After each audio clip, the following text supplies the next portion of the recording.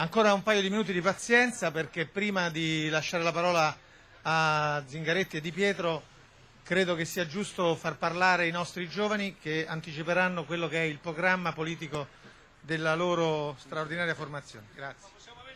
Sì, certo, siete benvenuti. Buonasera a tutti, vi ringrazio per essere così numerosi e un saluto particolare va alla giovanile del partito, perché ogni giorno si fa protagonista sempre di tante battaglie. In ogni caso credo che sia giusto precisare che questo è un momento che per noi giovani non è affatto facile, tant'è che noi abbiamo ideato una campagna.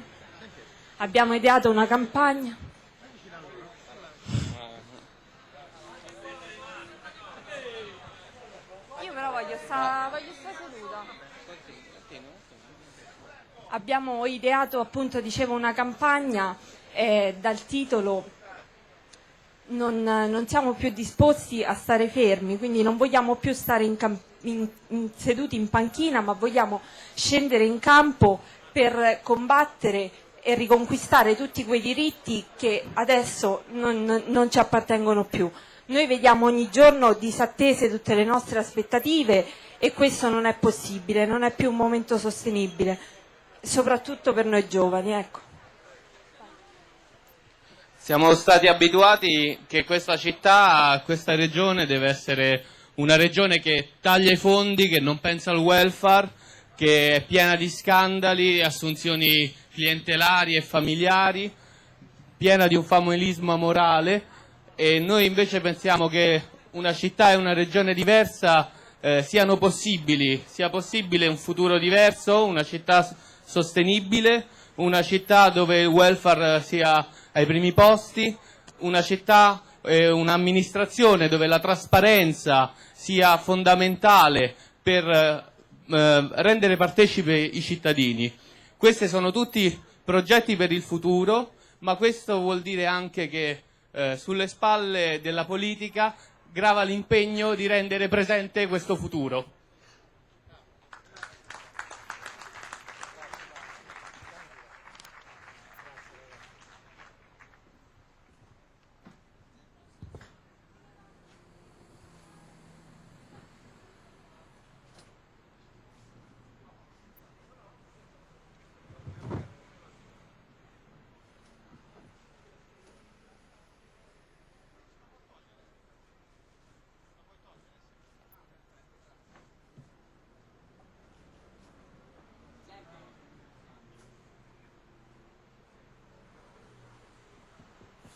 Sente?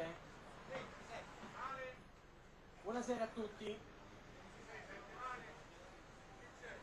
Avessi mai beccato un microfono che funziona alla prima botta. Ecco adesso. Buonasera a tutti. Buonasera, diciamo forse può essere una delle ultime volte che lo presentiamo così al Presidente della Provincia di Roma, Nicola Zingaretti, e al segretario vostro, visto che ci troviamo alla Festa d'Italia dei Valori del Lazio, o il Presidente, non me lo ricordo, comunque il leader dell'Italia dei Valori, Antonio Di Pietro.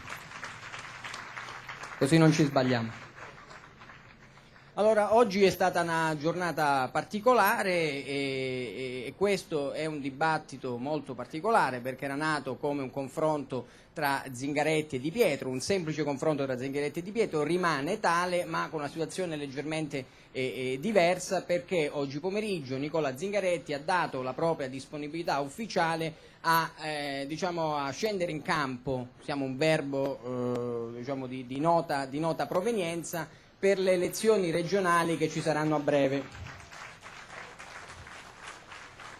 Quindi questo a suo modo è anche un piccolo evento che rimarrà, perché questa è la sua uscita pubblica e se Di Pietro, cioè il padrone di casa, è d'accordo, io darei le parole a Nicola Zingaretti per chiedergli un pochino in che tipo di contesto politico e anche umano matura questa scelta e soprattutto quali, lui oggi si è rivolto ai cittadini, soprattutto ha chiesto di essere dalla sua parte, ha fatto un appello alle forze migliori civiche della città e di tutta la regione. Ovviamente però noi gli chiediamo anche, dato la disponibilità a passare attraverso le primarie, però gli chiediamo anche in che tipo di contesto politico matura questa scelta e se c'è, tipo di alleanza politica e anche civica che sosterrà la sua corsa regionale. La parola a Zingaretti. Sì, grazie, buonasera, grazie Antonio e a tutti quanti. Perché questa scelta per me e per la mia vita, lo assicuro a tutti, improvvisa? Io, come tutti voi, ho guardato la televisione in questi giorni, in queste settimane, e mi permetto in questo caso di mutuare e faccio diventare mio anche quel noi, perché mi sento da questo punto di vista uno di noi. Penso che noi abbiamo un compito adesso, perché in televisione abbiamo visto in queste settimane quello spettacolo osceno, quello spettacolo incredibile di questi rappresentanti di coloro che avevano vinto le elezioni alla Regione Lazio, e milioni di italiani hanno visto quelle scene di politici, che sono politici, che mentre tagliavano i posti letto negli ospedali, tagliavano la cultura, tagliavano i servizi sociali, tagliavano gli investimenti sugli anziani, tagliavano sulla sanità, usavano i soldi pubblici per andare in vacanza in Sardegna.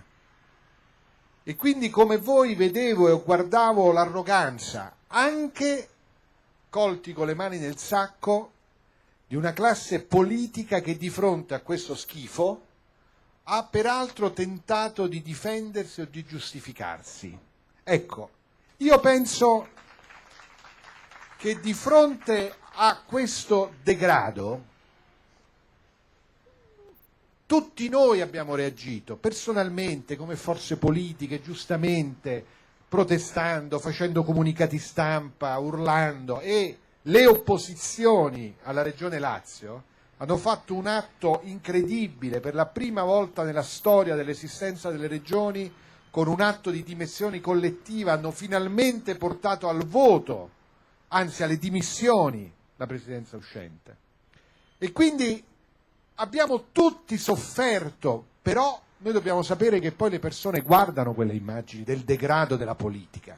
E allora io ho capito che noi abbiamo anche un altro compito: a costruire l'alternativa a quella cattiva politica dobbiamo essere noi.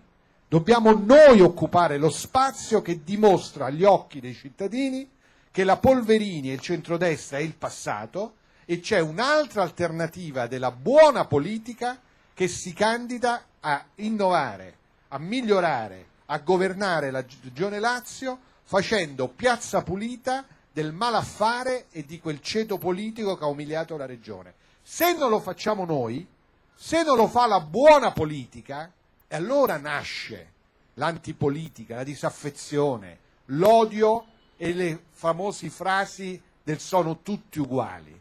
E quindi io mi sono trovato a ragionare con tanti anche di voi nel dire: bene, ci sono le dimissioni, è chiaro che hanno fallito, ma adesso sta a noi, alla politica, costruire un'alternativa che chiarisca che questi signori, e renda possibile che questi signori se ne devono andare a casa.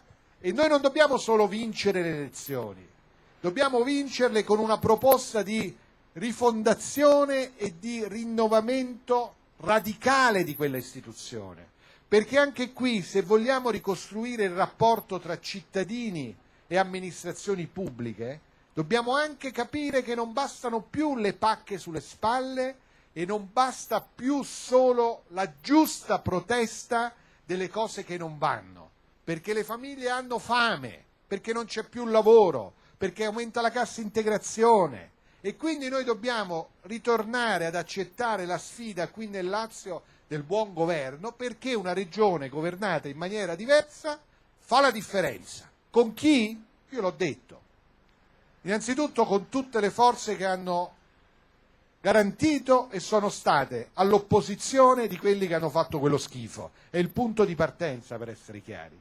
E poi per costruire una coalizione fatta anche di associazioni, di persone, di comitati, di cittadini, che accetta la sfida di costruire 5 anni per rivoltare come un pedalino quella regione, riformarla e garantire un buon governo della Regione Lazio. Io credo che questa sia una missione che noi dobbiamo avere, perché attenti, io ripeto questo concetto, anche di fronte al baratro più profondo nel quale la destra ha gettato quella istituzione, se noi insieme alla giusta battaglia che abbiamo fatto uniti contro quella cattiva politica, oggi non decidiamo di costruire l'alternativa della buona politica, allora sì, vincono i Grillo, vincono i tecnici, vince una politica che viene delegata a chi ha paura di mettere le mani su questa questione. Quindi l'appello che ho fatto è di dire: io ci metto la faccia,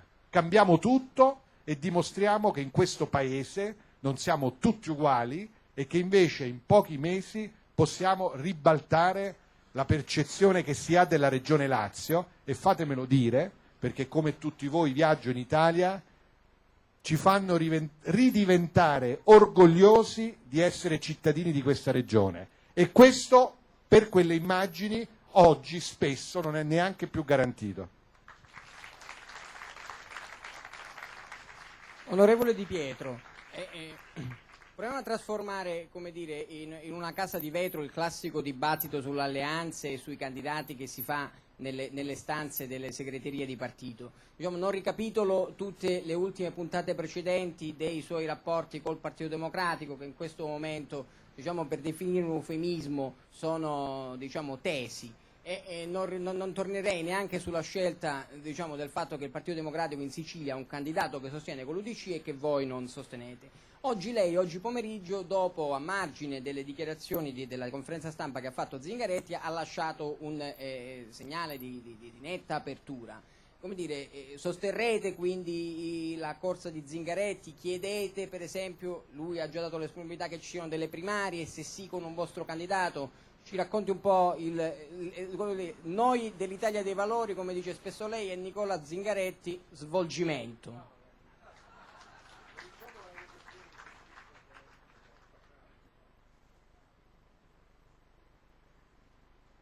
Rispondo subito. Buonasera a tutti innanzitutto. Sono veramente felice di essere qui e di confrontarmi con Zingaretti in piazza, nell'Agorà. Non nelle segrete stanze delle segreterie di partito, non nel retrobottega della politica.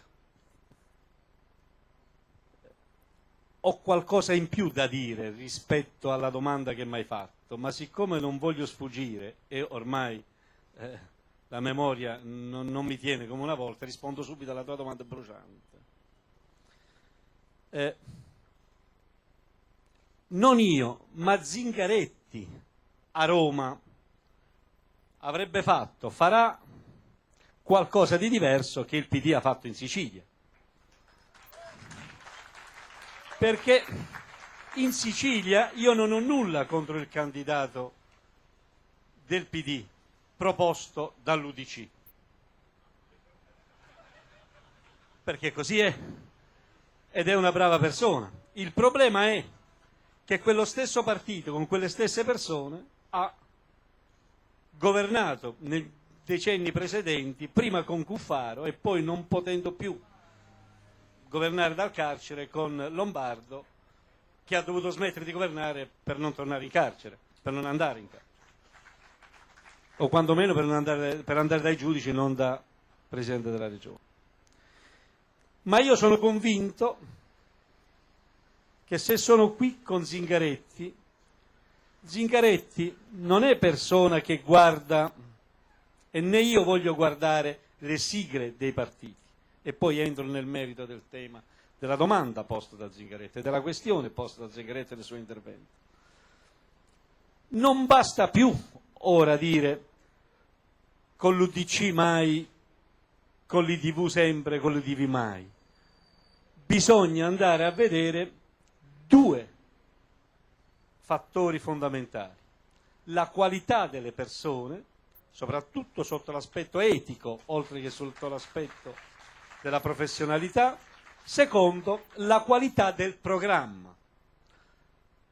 Io non riesco a immaginarmi, non l'Italia dei Valori che appoggia una formazione con l'UDC a Roma, non riesco a immaginarmi Zingaretti perché io credo che nel programma per il Lazio di domani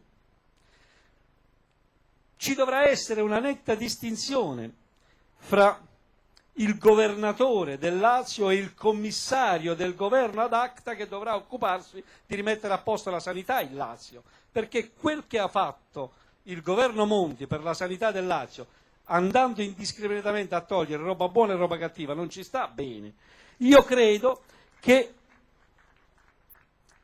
è difficile per Zingaretti appoggiare il piano casa fatto da Ciocchetti e l'UDC.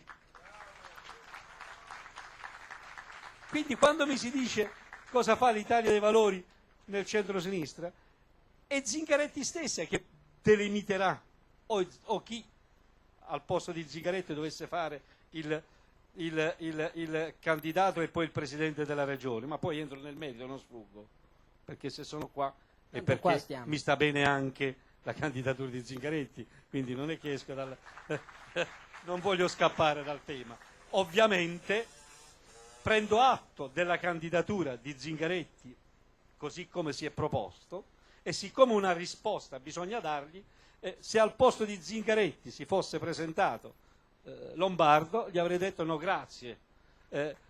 Siccome si è presentata una persona che ritengo per bene, competente e capace, allora mi voglio sedere non da domani mattina ma da stasera sul tavolo per discutere del programma, al fine di addivenire a una condivisione di programma, ad una alleanza programmatica, e quindi valutare insieme se questa alleanza con la sua candidatura può andare in porto, perché a me non interessa che il giorno dopo le elezioni abbia vinta solo che abbia vinto Zingaretti, ma che porta avanti quel programma in cui io credo, per cui l'Italia dei Valori si spende e per cui l'Italia dei Valori responsabilmente vuole trovare un punto di incontro, perché se avessimo stessa identità e stesso programma di partenza saremmo un partito solo. Se stiamo più partiti è perché stiamo responsabilmente cercando di trovare un punto di incontro e di sintesi, ma su principi condivisi. È ovvio quindi che andremo a vedere che cosa vogliamo e possiamo fare per le discariche, anzi non vogliamo fare più niente per le discariche, non le vogliamo più, noi diciamo bisogna trovare una soluzione alternativa, quindi entriamo già nel merito. Anche noi dell'Italia dei Valori abbiamo candidature di qualità, professionalmente e sul piano etico, che non vogliamo quindi dire non siamo in grado di poterci confrontare alla pari, ma siamo responsabilmente in grado di dire se c'è questa candidatura e questa candidatura può raggiungere non solo una condivisione di programma, ma anche una condivisione di alleanza che con quella dell'Italia dei Valori non riusciamo a raggiungere, ma siamo noi responsabilmente a fare un passo indietro e andare verso quella candidatura che ci permette, nel rispetto del programma, di trovare l'insieme dell'alleanza. Quindi io già sto arrivando quasi alla fine del mio discorso. E ci arrivo in che tema? Quindi voglio dire, ti devi dar da fare a trovare le altre alleanze, sul programma pure, oltre che discutere con noi. Cosa voglio dire con questo? Voglio dire che non è il momento di quel che tu hai chiamato tensione, il momento di confronto a schiena diritta che vogliamo fare con il PD, non è sul Bersani mi piace o Bersani non mi piace, che sento dire tutti i giorni. Io mica ci devo andare a letto con Bersani. Io voglio confrontarmi col programma che vuol portare avanti Bersani nel suo governo che vuole porre in essere. Sulla persona non ho riserve, sulla persona. Ce l'avevo a fianco a me quando era il ministro delle infrastrutture, ed è una persona per bene, competente, capace, dalle mani pulite. Anche lui qualche volta si è trovato, proporzionalmente parlando, molto più di me, ma semplicemente perché è più grande il partito, qualche scilipote nel suo partito o qualche persona di cui vergognarsi nel suo partito, ma non me la sento io di criticare lui, perché nel senso che anch'io ho avuto, ma giustamente io dico sempre che se potessimo sapere prima quel che abbiamo dopo non ci sarebbe l'istituto del divorzio, perché nessuno si sposa prima. Il ragionamento e il problema di fondo è stabilire, voglio dire, non essere recidivo. In questo senso In questo senso l'Italia dei Valori si impegna, si ricorda le due questioni che io ho posto, programma e qualità delle professioni. L'Italia dei Valori si impegna a una radicale rivisitazione delle proprie metodologie di individuazione delle candidature, partendo da un dato di fatto. Noi i condannati, grazie a Dio, non l'abbiamo mai candidati, mai le candideremo. Preghiamo Zingaretti di dire agli altri alleati di non candidarli neanche loro, perché così abbiamo fatto un bel passo avanti. Certamente, con il PD nazionale il problema che si è posto è un problema non quello ha offeso quello ha offeso quell'altro, quella è tutto un modo di rappresentazione sintetica per mandare un messaggio all'opinione pubblica. La verità è molto semplice, che l'Italia dei Valori ha fatto una scelta, come per esempio pure Sella. Per Sella era più facile perché non era dentro il Parlamento, per noi ci siamo assunti una responsabilità forte. Noi non condividiamo il governo Monti, quel che fa il governo Monti, ma attenzione, noi abbiamo sempre detto, cioè con Monti non ci vergogniamo, con Berlusconi ci vergognavamo come usciva fuori dalla porta. È un programma che non condividiamo nel merito, ma rispettiamo le persone. Non condividiamo nel merito per le 1000 ragioni che ci siamo detti e che devo dire anche metà classe dirigente del PD e il 9/10 degli elettori del PD critica, perché i risultati si è visto che non ci stanno. Quindi che cosa chiediamo noi? Rispettiamo il PD che ha preso una parola con il governo Monti e lo sta portando avanti, ma vogliamo realizzare un programma che sia alternativo al governo Monti. E in quell'ottica la foto di Vasto era un punto di riferimento. Oggi il punto di riferimento mi auguro che sia, e concludo, la foto di Roma. Bene, hanno scattato un bel po'. Ho la foto del Risorgimento, visto che siamo a Piazza Risorgimento. Adesso facciamo una bella domanda che va bene in tutti i dibattiti, anche se uno moderasse una festa del PDL e oggi è, diciamo, più urgente ancora. Il tema, sollevo Zingaretti, ne ha già parlato l'onorevole Di Pietro prima, dell'alleanza con l'UDC. Cioè, la domanda sull'UDC ormai è un evergreen in qualsiasi contesto, anche per le feste di compleanno dei bambini si può fare. E quindi, visto che oggi mi è parso di vedere che Cesa, che è il segretario dell'UDC, non ha accolto, per usare un eufemismo, la conosciuto all'ufficio. Quale ufficio? Conosciuto all'ufficio Cesa. Andate a vedere su internet. Ovviamente chiede a Zingaretti se ha intenzione di replicare a questa, diciamo, se ha intenzione di aprire o come ha intenzione di panare, se ha intenzione di farlo, la matassa col partito di Casini. Guardate, io penso che i cittadini siano molto più maturi e avanzati di questa discussione, e l'ha detto molto bene Di Pietro, che si ferma solo intorno alle sigle e vanno all'oggettività del problema. E l'oggettività del problema è che non addirittura io, o prima che si mettesse in campo un'ipotesi di alternativa, è stata la stessa UDC a fare una scelta.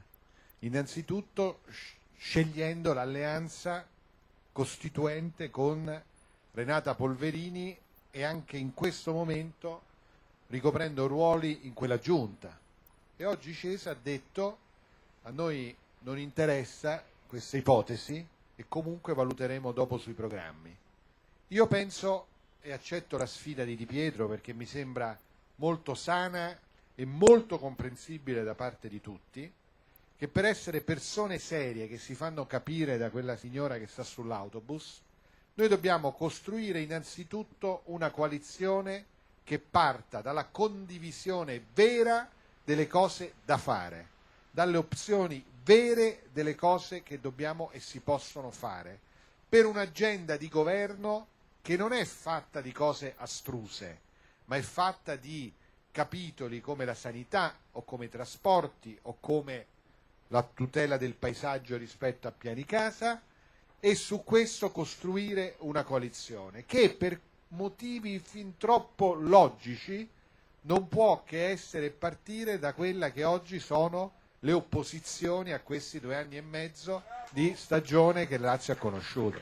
Ma è, io penso, una cosa abbastanza naturale. In più, permettimi di aggiungere, anche perché io sono stato in religioso silenzio nelle settimane scorse, non sono io che sono stato in religioso silenzio, ma è stato l'attuale vicepresidente della giunta regionale del Lazio che per 15 giorni, 20 giorni, su tutti i giornali ha detto: per noi Zingaretti e Alemanno sono la stessa cosa. E voi capirete che quindi la domanda su quello che io penso, su chi pensa che io sia la stessa cosa di Gianni Alemanno, sia abbastanza comprensibile che sarebbe difficile. No, a Di Pietro faccio una domanda, gli chiedo, perché mo mi dirà che ha già risposto prima, anticipo pure la risposta, però gliela rifaccio lo stesso, è una risposta diciamo più sintetica, magari anche solo sì o no. Lei pensa che questa foto di Roma può aiutare a ricomporre la foto di Vasto? Io penso di più. Io penso che un domani, alle prossime elezioni politiche, o si riparte da un'alleanza programmatica che metta al primo posto un'alternativa di governo e di programma a Monti e ancor più a Berlusconi, o non c'è niente da fare. Si ritorna nella palude e si ritorna o nella palude di un'assenza di maggioranza o addirittura nella palude, anzi nell'inferno di ridare il governo al centrodestra degli affari. Lo prendo come un sì alla fine. Che cosa? La risposta? Il sì non lo devi chiedere a me, lo devi chiedere ai dirigenti del Partito Democratico. È una valutazione da osservatore esterno. No, e ti sto dicendo, io non lo so se i dirigenti del Partito Democratico, il giorno in cui iniziamo la raccolta delle firme per abrogare la riforma Fornero, verranno a votare o si impegneranno ad esaltarla. Non lo so, lo chiedo a loro. Io so che il 13 ottobre noi iniziamo un raccolto su un grappolo di referendum che qualcuno mi ha detto ma non c'è bisogno di farlo perché lo può cambiare il Parlamento. Sì, se vinciamo noi sì, perché vuol dire che quella foto di Vasta ha prodotto una coalizione che ha nel programma nei primi 100 giorni la riforma della legge Fornero e quindi non c'è bisogno di fare il referendum.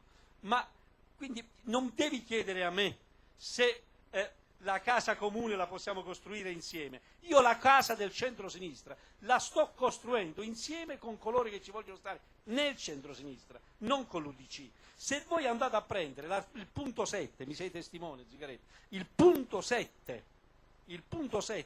del decalogo per cui ci si presenta alle primarie, nel punto 7 c'è scritto che chi si presenta alle primarie o chi addirittura va a votare per le primarie si impegna ad accettare una coalizione di centrosinistra che deve dialogare e costruire un programma di governo con i moderati e col centro. Allora i moderati e il centro hanno detto che vogliono il Monti bis, non vogliono il Bersani 1. Io voglio il Bersani 1, loro vogliono il Monti bis. L'articolo 7 non ci azzecca. Sono loro che devono chiarire questa situazione. Adesso è chiaro. No, parlavamo di Alemanno e diciamo, è inutile fare giri di parole. Diciamo, in città, nella base del centrosinistra, anche tra i partiti, si era, come dire, considerato prima di oggi che la stagione di Alemanno avrebbe avuto, diciamo, una fine, un nuovo inizio, diciamo, proprio con Zingaretti. Diciamocelo chiaramente come stanno, diciamo le cose come stanno. E quindi ovviamente io chiedo a Zingaretti, visto che comunque ricordiamo che 2 anni fa quando si votò per il Lazio Zingaretti era già presidente della provincia, ci fu da più parti, anche nel Partito Democratico e soprattutto fuori, un pressing perché Zingaretti si candidasse al posto che poi è stato preso da Emma Bonino con gli esiti, diciamo, elettorali che sappiamo, e lui, come dire, resistette al pressing per una forza giornalistica.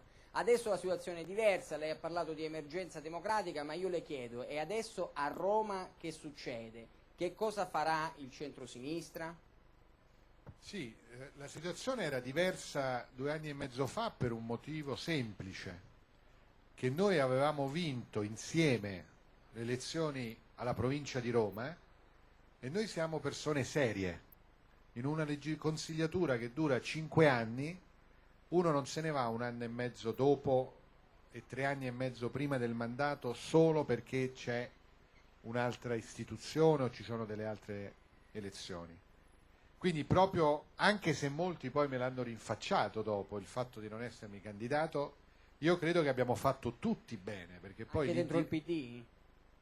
Cosa dentro il PD? Ti Me hanno l'hanno rinfacciato anche dentro il PD? Beh, ma non è un problema di quale partito, anche per strada quando prendevo il caffè e vedevano quelle immagini, ancora me lo dicono, a Zingarette, Pozzino, quello che hai combinato, se c'eri te. Quindi c'era questo tema, ma noi invece dobbiamo essere orgogliosi, perché oggi se il centro-sinistra romano, come tu dici, guarda all'esperienza della provincia di Roma, che diciamoci la verità, la provincia storicamente è sempre stata un livello di governo molto marginale, però guarda a quello che abbiamo fatto con grande speranza, e anche perché noi insieme, anche con l'Italia dei Valori, abbiamo governato bene quell'istituzione.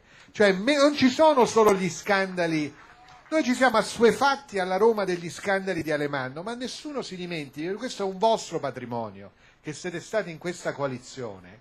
Mentre c'era Parentopoli, noi abbiamo abbassato il costo del personale della provincia di Roma. Mentre c'erano gli sperperi, noi abbiamo fatto il più importante balzo in avanti di raccolta porta a porta nella provincia di Roma, più 2300% della storia della Repubblica Italiana. E se avessero fatto come abbiamo fatto noi in provincia di Roma, oggi giustamente non si parlerebbe più di discariche, si parla di discariche perché la destra romana non ha fatto il proprio dovere. Quindi io dissi di no perché avevamo un compito, che era il compito di dimostrare che non eravamo l'opposizione al Campidoglio, ma eravamo un altro modo di governare. Ed oggi non a caso si guarda a noi, perché questo messaggio è passato. Ed è passato in una stagione storica, non se lo dimentichi nessuno, nella quale noi avevamo contro il governo Berlusconi, la giunta Alemanno e la giunta Polverini. Gli altri sono scomparsi, noi stiamo qua in piedi, pronti a conquistare la regione. Questa è la storia della quale dobbiamo essere tutti orgogliosi. Ora che cosa accade a Roma? Innanzitutto io voglio dire una cosa. Ma la battaglia per la regione è una battaglia che dovremo fare a Roma, per i romani e per le romane, perché la regione è la sanità pubblica, sono gli ospedali, la regione è il pendolarismo e i treni che entrano e escono da Roma, la regione è la formazione professionale per i ragazzi e le ragazze di Roma, la regione sono le politiche sanitarie, la regione è la possibilità per chi ha più bisogno dello Stato di essere presente. La regione sono le politiche di sviluppo per creare lavoro anche qui. La regione è uno strumento straordinario di sostegno alle politiche culturali. Quindi è vero che noi siamo abituati a vederlo come un ente lontano, ma la buona politica della regione entra e cambia la qualità della vita dei romani. Quindi non c'è nessuna rimozione della vicenda che riguarda la vita dei romani. Noi siamo qui e per quanto riguarda le elezioni dell'amministrazione per il Comune di Roma, io rispondo quello che ho detto oggi. Primo, per la Regione Lazio bisogna votare subito, perché è indecente che dopo le dimissioni quel Consiglio rimanga in piedi, e per le elezioni del Campidoglio dobbiamo fare la scelta davvero che abbiamo preso insieme alcune settimane fa. Il 20 gennaio le elezioni primarie per il sindaco, lì si misureranno i candidati del centro-sinistra e i cittadini e le cittadine di Roma del centro-sinistra eleggeranno il candidato o la candidata più competitiva per quella sfida. Nessun accordo, nessun patto, nessun segreto, ma anche in questo massima trasparenza. E noi ci dobbiamo arrivare però prima con la forza di una coalizione che per 5 anni, a differenza loro, ha governato bene e che soprattutto si è assunta il compito di far cadere una giunta regionale che governava male e di aver realizzato l'alternativa e aperto una nuova pagina alla regione per aprire un ciclo nuovo di stagione riformista su questo nostro territorio. Quindi tutto alla luce del sole, ma ripeto, noi dobbiamo assumerci le nostre responsabilità e dimostrare che quest'altra politica è possibile ed è parte proprio dei territori. Quindi primarie sì per la scelta delle... Assolutamente. Stessa domanda sul futuro di Roma a Gira Di Pietro. Lei, come dire, ha parlato prima in maniera esaustiva di quello che pensa di Zingaretti. Purtroppo non possiamo dargli il doppio incarico di governatore e di sindaco, quindi chiedo anche a lei, diciamo, se ha una idea per Roma e se secondo lei si debba passare dalle primarie. Prima di tutto, E se alle mani si deve dimettere. prima di tutto, Zingaretti sa bene che oggi ha dato la sua disponibilità e inizia per lui oggi un percorso programmatico con cui si deve confrontare con l'Italia dei Valori e con gli altri partiti per arrivare a una condivisione programmatica. Noi gli abbiamo dato la nostra disponibilità oggi a sederci con il tavolo, sul tavolo insieme a lui e alle altre forze politiche che ci stanno, ma è ovvio che Zingaretti è troppo competente e troppo intelligente per non comprendere che oggi inizia un percorso che termina il giorno in cui si presentano le liste e la coalizione. È chiaro quindi che è nel merito che noi vogliamo andare a confrontare la fattibilità di questa coalizione. Riteniamo che ci siano le condizioni, riteniamo che ci sia la professionalità, la competenza e le mani pulite di Zingaretti che possono aiutarci ad arrivarci in modo positivo. Da domani dovrà confrontarsi con gli altri partiti sia della coalizione sia del suo partito, non ho sbagliato a parlare, con gli altri partiti del suo partito, deve confrontarsi per trovare un punto d'incontro. A Roma è la stessa cosa, l'Italia dei Valori intende, mica solo a Roma, intende a livello nazionale, nelle prossime amministrative dove si vota, intende costruire una coalizione programmatica e di personale politico qualitativamente migliore rispetto a quel che soprattutto il centrodestra, ma un po' in generale la politica ha presentato in questi anni, per ritornare ad avere un po' di fiducia verso i cittadini. E io lancio un messaggio da qui ai cittadini sfiduciati di andare a votare o che vogliono soltanto andare ad esprimere un voto di protesta. Voi non mi avete mai sentito dare una critica a Grillo e al suo movimento, e ne lo faccio adesso. Mi rivolgo a quei cittadini che però vogliono esprimere solo un voto di protesta. La protesta purtroppo è un messaggio che serve solo fino al giorno delle elezioni, perché di fatto aiuta proprio le ragioni per cui protesti.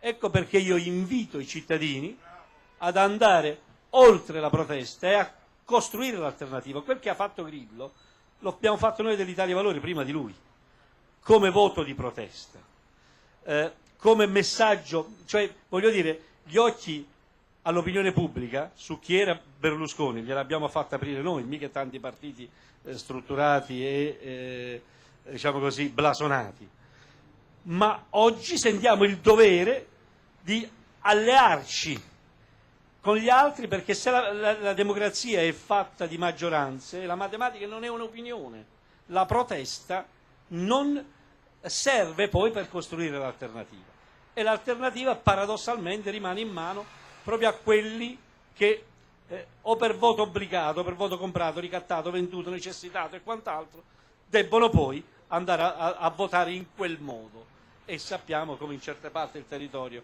ciò avviene. Io ricordo sempre, i nostri amici lo sanno bene, ti racconto questo fatto che mi è accaduto personalmente per dire perché è necessario in questo momento coalizzare le forze e trovare un'alternativa a quel che sta succedendo. Perché c'era un pullman dalle parti di Teramo che veniva dal nord, andava a Padre Pio, e io ero fermo a mettere benzina lì, come mi hanno vista? A fare le foto, le cose, bravo, vai avanti. Il capo Pullman a un certo punto mi ha detto, noi non ti abbiamo votato, ma tu vai avanti lo stesso. In democrazia non funziona così. In democrazia ci vuole il consenso necessario per vincere le elezioni. E questa è la ragione per cui noi insistiamo molto sul programma. Al cittadino romano e laziale può piacere o non piacere Zingaretti, ma lo valuterà soprattutto sul programma, che parte dalla necessità di mettere in totale trasparenza quando andrà in regione. Se andremo in regione, i primi 100 giorni dobbiamo alzare i tappeti e passare il tempo tra prendere le carte e portarle nella Corte dei Conti piuttosto che alla Procura, perché queste che stiamo vedendo adesso è semplicemente quel che i piccioli e gli spiccioli che si spendeva per andare a prendere, tra virgolette, il caffè. Chissà come hanno utilizzato tutti gli altri soldi. Quindi prima di essere responsabile tu, perciò io ti ho consigliato non andare a fare il commissario della sanità, fallo fare a un commissario esterno che se ne accorge, tu vai a fare il governatore, perché lì poi ti devi assumere responsabilità di quel che hanno fatto loro e devi cercare di far quadrare il cerchio. Non andare a infilarti nei piani delle discariche che vogliono fare il lavoro per tutt'altra vicenda, eccetera, eccetera. Ecco perché io dico, e lo dico anche per Roma, a Roma siamo disponibili a costruirla questa alleanza per un'alternativa all'attuale sindaco, siamo disponibili a costruirla sia sul programma sia attraverso le primarie anche sulle candidature. Non abbiamo riserve, ma non abbiamo neanche diciamo così, carta bianca da dare a nessuno. Con Zingaretti oggi apriamo un percorso. Quando vedremo i candidati a sindaco di Roma andremo a valutare se noi possiamo offrirne di meglio, se noi possiamo raggiungere un risultato. Io so bene, l'Italia dei Valori non è che non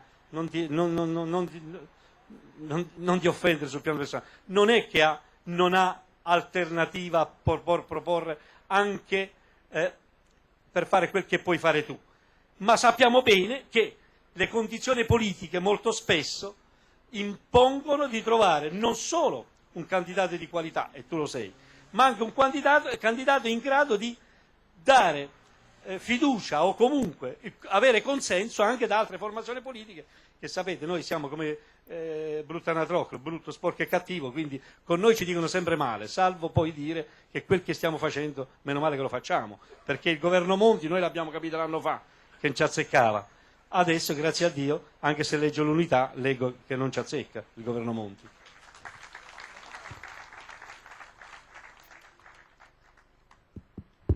Eccoci. Una domanda lampo a Zingaretti, a parte dal programma, farà un programma a prova di, fra virgolette, di grillino, o meglio, pensa di intercettare anche tutto quel voto che a livello nazionale viaggia verso il 5 Stelle?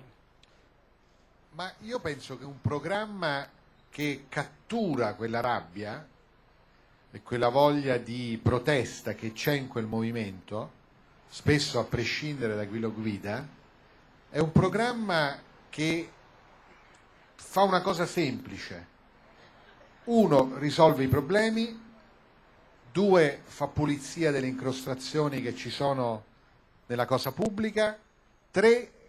Fa la rivoluzione, perché di questo la politica, tutta la politica ha un grande bisogno, la rivoluzione della trasparenza, della pulizia e della partecipazione.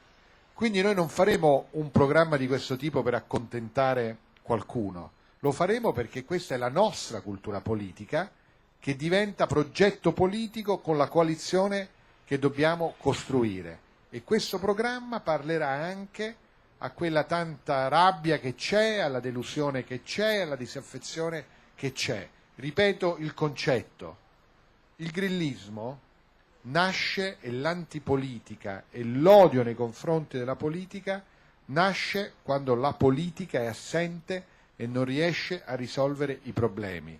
Di fronte agli show di Fiorito io mi sono sentito in dovere di dire: è tempo che la politica archivi quella pratica e dimostri che ce n'è un'altra, buona e per cambiare.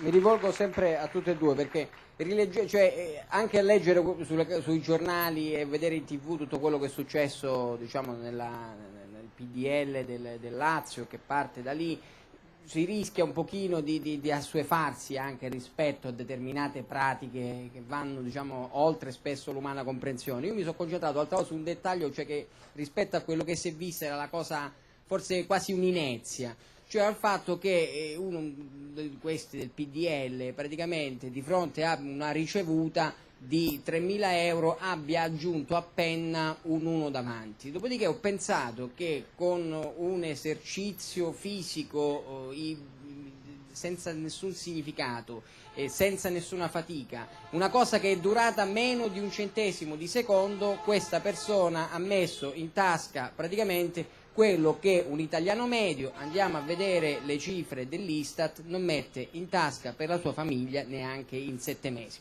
Ed era la cosa più insignificante. Ovviamente non si può fare di tutta Nel senso che lo stai scusando perché ha messo l'1 davanti e non lo 0 dopo.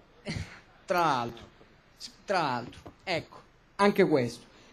Io adesso vi domando, non si può fare di tutta l'erba un fascio, è vero, non tutta la politica è identica, è vero, ma voi, non dico solo voi due, ma la politica, perché si è fatta fregare un'altra volta, diciamo, rendendo, diciamo, necessario che la magistratura intervenisse laddove la politica in senso generale non era arrivata a tamponare questa deriva disumana? Questa è una giustissima domanda, perché guai se noi commettessimo l'errore di pensare che il caso Fiorito è, diciamo, l'eccezione. C'è una vicenda giudiziaria nei confronti di questa persona, andrà avanti con tutte le tutele, le garanzie e anche la forza di un'indagine giudiziaria. Però è evidente che questo tema, e cioè il fatto che continuamente ogni tanto qua e là spuntano dei personaggi che gestendo la cosa pubblica fanno quello che abbiamo visto, ci deve portare a riflettere sul fatto che certo c'è un grande tema che riguarda la legge anticorruzione, che io mi auguro venga subito approvata dal governo e dal Parlamento come segnale, ovviamente, e guai ad avere su questo tentennamento. Però attenti, e per questo sono importanti i movimenti, i partiti. In Italia c'è anche, e in questo è stato, ahimè, in questo c'è, ahimè, l'eredità più pericolosa del berlusconismo, c'è anche un enorme problema di selezione e dei luoghi di selezione della classe politica e del perché si fa politica.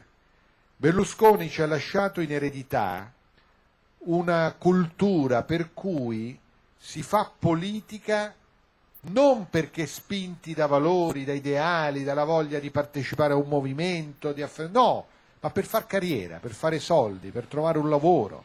E a me invece hanno sempre detto, da quando ero bambino, che si faceva politica perché si credeva in qualche cosa, ma mai mi sarei sognato di pensare che era un mestiere la politica. Quindi c'è un problema enorme di rifondazione davvero di una cultura politica e di ritornare a discutere e a capire come si selezionano le persone che poi vengono messe nei posti chiave della gestione della cosa pubblica. Perché si arriva lì? E qui c'è il grande tema delle preferenze, è inutile che scappiamo. Non a caso i due più grandi scandali romani hanno riguardato i due recordman delle preferenze, uno al Comune di Roma, Samuele Piccolo, e l'altro Fiorito alla Regione. Quindi lei è contrario alle preferenze anche alla legge elettorale nazionale? Io sì, assolutamente sì, perché in quello c'è, e in quello strumento della preferenza unica, il rischio, perché non tutti ovviamente sono così, però che si trasformi la voglia di partecipare, di far parte in un collettivo, con l'idea che bisogna trovare a tutti i costi soldi, risorse e voti, non per un'idea, ma per me, per permettere a me di fare politica, ma in realtà di fare carriera. E quindi cambia tutto. E la politica non è più la missione per servire la gente, ma la politica diventa utilizzare la gente, l'elettorato, per servire i miei interessi privati. Questo è il cancro che il berlusconismo ci ha lasciato. E da qui nascono i Fiorito d'Italia, e cioè in un equivoco per cui ci si trova dall'essere nulla al gestire milioni di euro perché catapultati in un assessorato, non perché ho fatto una battaglia ideale e culturale, ma perché sono amico di Tizio o di Caio, e spesso, siccome non valgo niente e magari sono anche un po' tonto, allora sono uno schiavo e funzionale al capobastone di turno per gestire quella parte economica. Per questo la politica deve diventare protagonista, perché noi, o oltre le leggi che vanno fatte, quelle anticorruzione, tutto, figuriamoci, però non ci illudiamo che quello basti. Come si dice in Italia da tempo, fatta la legge trovato l'inganno. Dobbiamo fare quella legge, ma poi noi dobbiamo essere i garanti di una rivoluzione nella selezione della classe dirigente di questo Paese, perché è lì il problema.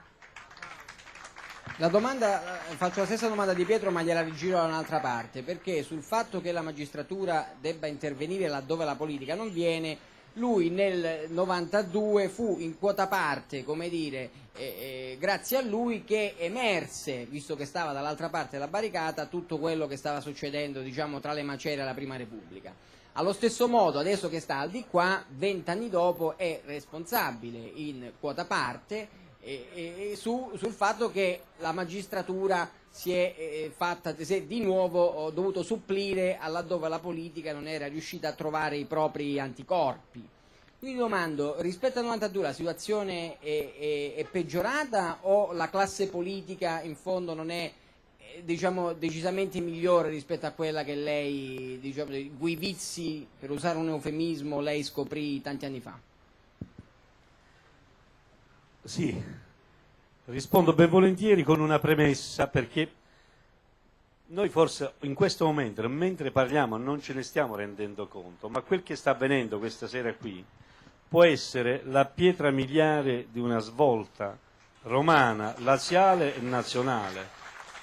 Per cui vi prego, lasciate che io lasci nero su bianco, scritto sulla parola, perché è la posizione dell'Italia Valori su tutti questi temi.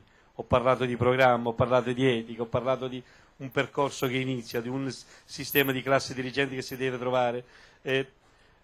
Io credo che il cittadino debba essere messo in condizione di sapere prima che va a votare a chi vota e per fare che cosa. Ecco perché chiedo a Zingaretti oggi, ma chiedo a Bersani domani, di costruire una coalizione tale per cui il cittadino vota senza che poi il suo voto vada venduto al migliore offerente, e in questo senso gli chiedo di riflettere quanto vale il voto del cittadino onesto che, votando i cosiddetti moderati dell'UDC, poi stanno da una parte con l'una e da una parte con l'altra, a seconda chi offre di più. Io credo nelle primarie come strumento di coinvolgimento dei cittadini. Posso assicurare di più, le posso dire qua forte e chiaro: se non ci fosse stata l'emergenza di un voto anticipato e urgente, noi anche per le regionali del Lazio avremmo voluto, avremmo chiesto e ci sarebbe battuto per le primarie, e attraverso le primarie avremmo anche noi contribuito, anche con nostre candidature di qualità, a far emergere meglio il nostro programma. Ci tengo a dirlo perché è per rispetto che deve anche alla nostra classe dirigente, per quella parte che si batte in molto molto serio e determinato. Tant'è vero che mi sembra che sono uscite anche sui giornali nei giorni scorsi candidature di qualità del livello della Tedeschi, della Rodano e di tanti altri che ne sono uscite e che io ringrazio. Le primarie quindi per il Comune di Roma sono importanti, anche a livello nazionale lo sforzo che sta facendo il Partito Democratico per individuare attraverso le primarie un percorso noi lo rispettiamo, ci auguriamo che sia una primaria delle primarie di coalizione e di programma e non una resa dei conti interni. In questo senso io mi sento di poter dire che rispetto alle regole del Partito Democratico, che di fatto senza coalizione non si potrebbero realizzare le primarie, c'è stato anche un grande gesto di responsabilità e di apertura del segretario Bersani nel momento in cui ha rinunciato a quel che sono le regole statutarie pur di aprire. Se poi fa uno sforzo ancora in più per fare in modo che sia il più aperto possibile, è ancora meglio in questo senso. Ma noi rispetteremo il risultato delle primarie del Partito Democratico e il giorno dopo vogliamo confrontarci nel merito del programma con chi ha vinto, perché è il programma che fa la differenza. Non ti piace, tante volte mi viene chiesto anche dai giornalisti, ti piace più Bersani o Renzi? Ma io, con tutto il rispetto per gli omosessuali, sono eterosessuale, quindi voglio dire, me lo vedo nel merito del programma e non altro. Scusatemi quindi se ho voluto fare queste precisazioni, come voglio aggiungere un'altra cosa. E io sono contento di un'affermazione che ha fatto Zingaretti, che, ripeto, è una candidatura di qualità che noi non solo rispettiamo, ma con cui vogliamo da subito iniziare un percorso programmatico di condivisione. Lo ribadisco, non vorrei che qualcuno pensasse che stia tornando indietro, sto andando avanti. Ha detto una cosa importante Zingaretti, io vi prego di registrare. Lui ha detto che vuole dialogare con le associazioni, con i cittadini, anche con coloro che non vogliono più andare a votare o potrebbero alla protesta. Sì, chiunque sia il candidato presidente, e se lo sarai tu, devi essere non il presidente del PD o dell'Italia dei Valori, il presidente di tutti. E non dico di tutti coloro che ti votano, ma di tutti i romani, di tutti i laziali. Deve essere il presidente indipendente, che non fa più come hanno fatto questi qua, polverinizzando l'etica, scusatemi il gioco di parole, polverinizzando l'etica, mandare a fare membri del consiglio di amministrazione, dare un incarico qua, dare un incarico là, a seconda se fa parte della tua cordata, del tuo partito, nella spartizione e nella lottizzazione dei posti, ma andando a individuare qualità e progettualità. Io credo che questo sia necessario fare. E in questo senso, non l'ho detto io, l'ha detto Zingaretti prima di me, io condivido questo suo percorso e questo suo impegno a essere il presidente di tutti, né gli chiediamo di essere il presidente dell'Italia dei Valori, ma dei laziali di valore, tutti quanti compresi. Nel merito, a cui non voglio sfuggire, ma scusatemi, è una risposta a una domanda non fatta, ma capisci a me, metti i puntini sulle i prima che... Nel merito, voglio essere breve, ma si potrebbe fare, anzi Luigi dobbiamo farlo, un dibattito pubblico su questo tema. Che cosa è successo dal 92 ad oggi e perché è successo quel che è successo? Su questo diamoci un impegno, durante anche questo confronto elettorale, di spiegarlo ai cittadini secondo quel che abbiamo visto noi come testimoni diretti. Io c'ero nel 92 e adesso, con la differenza che prima stava di là e mo sto di qua, quindi puoi immaginare l'amarezza nel vedere come dal 92 nulla sia cambiato. Tu hai fatto una domanda che hai detto, la politica si è fatta fregare, magari. Purtroppo dal 92 ad oggi è successo quel che è successo perché la politica è rimasta complice, nel senso che il magistrato del 92 aveva scoperto un tumore. L'attività di prevenzione doveva farla la politica, ma non ha avuto il coraggio di farlo e ancora oggi mentre stiamo parlando, nell'emendamento governativo della Severino, ancora oggi ha rinunciato a inserire quella norma che stamattina i cittadini, i giornali parlavano che doveva essere inserita. Primo, la non candidabilità delle persone condannate, anche in primo grado, ma dice se innocente a sentenza certo che sono innocente e questo riguarda lo status personale tuo. Certo che il mio vicino di casa, che mentre rientravo l'ho visto uscire fuori col sacco della refurtiva della mia argenteria, è innocente fino a quando non lo condannano, ma mica lo rinvito a casa la prossima volta, fino a quando non c'è la sentenza passata in giudicato che l'aveva preso. Sono due, una cosa è la valutazione politica, altra cosa è la valutazione penale, una cosa è la valutazione di opportunità, altra cosa è la credibilità delle istituzioni. Io credo che Allora nel 92 e anche oggi, e oggi non è stato fatto neanche dal governo fintotecnico, perché in realtà è un governo che dovendo salvare capre e cavoli, dovendo dare una botta a destra, ricevendo una botta a destra e una a sinistra, fa sempre un provvedimento un po' alla sì ma anche, ma sì ma anche no, sì ma anche no, sì ma anche no. Ecco.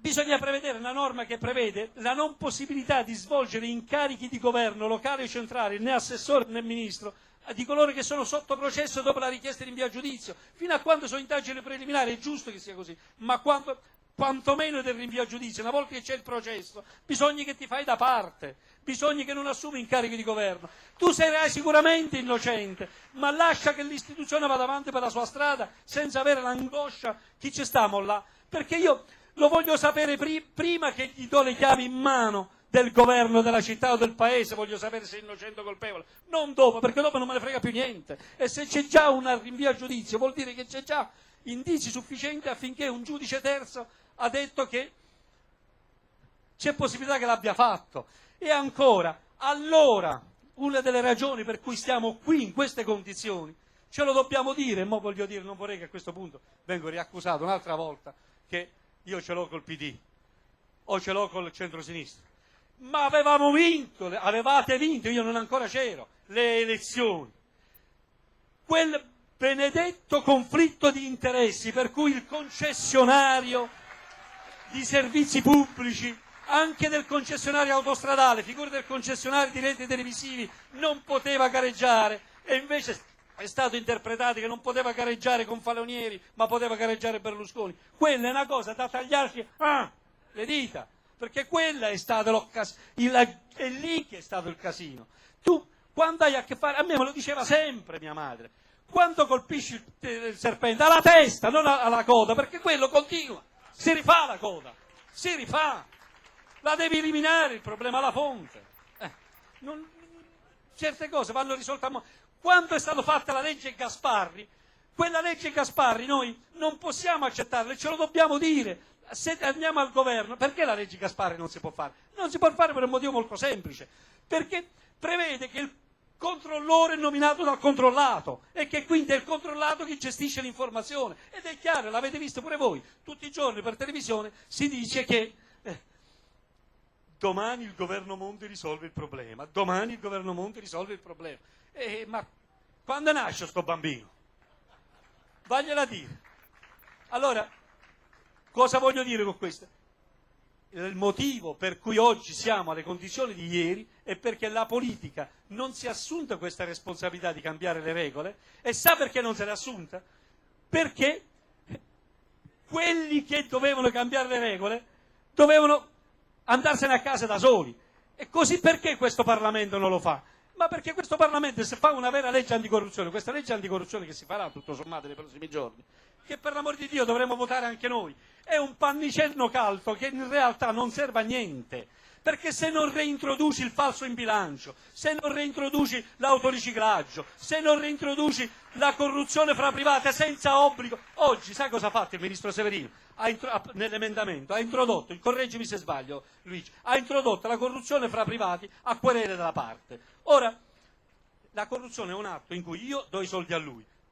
Chi è la parte che deve querelare se tutti e due siamo colpevoli? Non querela nessuno. Bisogna andare a trovare il terzo danneggiato, bla bla bla. Quando c'è una corruzione, anche se è fra privati, chi ci rimette? La libera concorrenza, il mercato. Meno male che lì siamo riusciti noi a far inserire qualcosa. Lì bisogna ringraziare Luigi Di Gotti che si è battuto in aula per far inserire questo provvedimento. Se non avessimo inserito questo, noi lo voteremo questo provvedimento, ci mancherebbe altro. Tra il niente e un tozzo di pane, è meglio un tozzo di pane. Ma quando andremo al governo noi dobbiamo dircelo forte e chiaro, reintrodurre i falsi in bilancio. I tempi della prescrizione, anche questa è un'altra storia che non esiste. I tempi della prescrizione è giusto che ci siano, ma quando inizi il processo deve finire nel merito, non nella prescrizione. Nel processo deve finire nel merito e se i tempi sono troppo lunghi processuali non si abbrevia i tempi della prescrizione, si abbreviano le strutture e gli strumenti per fare prima il processo ma non arrivare prima alla prescrizione. Perché io voglio sapere se è colpevole o innocente, non se è prescritto. Che me ne faccio della prescrizione? Sono cornuto e mazziato. Perché poi loro se la vendono pure se sono una soluzione, capite qual è il concetto? È ancora più grave. Ecco, i tempi, l'influenza fra privati, per l'amore di Dio. Ma se tu fai il traffico di influenze, scusami, se fai il traffico di influenze lo riduci a 8 anni e soprattutto se elimini la corruzione, la concussione per induzione, io lo chiamo evasione ambientale, è l'unico vero mezzo con cui si commettono i reati quando si prendono le tangenti nella pubblica amministrazione. Io non ho mai visto, nell'indagine che facevo, un pubblico ufficiale o un politico o un amministratore pubblico che menava violenza o minacciava con una pistola per farsi dare i soldi. Semplicemente fischiettava. Non faceva quel che quello si aspettava o faceva quello che non si aspettava, fino a quando quello spontaneamente, senza sapere perché, lasciava dove lo lasciava? Lì, a Piazza Duomo 19, sopra il letto di Bettino la buzzarella. Quello oggi è stato derubricato e quindi è stata ridotta la prescrizione da 15 anni a 10 anni. Noi andremo al governo nel Lazio e dovrai fare le tue pulizie, ma io parlo a te perché lo dici anche a Luigi, ti aiutiamo pure a vincere, però mi raccomando, tu con l'UDC ste norme non le farai mai, con l'UDC il falso in bilancio non lo cambierai mai. Abbiamo la foto di Roma, l'abbiamo scattata. Zingaretti ha un messaggio da portare al segretario del suo partito. Buonasera a tutti e grazie.